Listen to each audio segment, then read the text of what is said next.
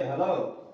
হ্যাঁ, বলছি আজকের মধ্যে যদি 500 টাকাগুলো যে জমা যদি না দিতে পারি না, সব টাকাগুলো ব্যান্ড হয়ে যাবে।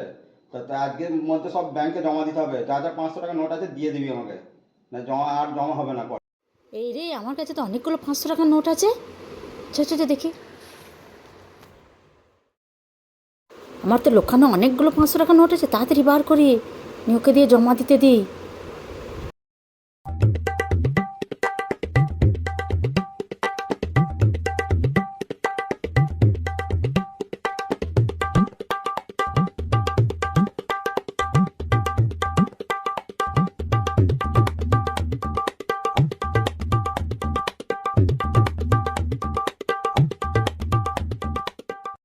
ভাগ্যে আমার বর বললো, নাহলে আমার এতগুলো টাকাগুলো সব চলে যেত গো।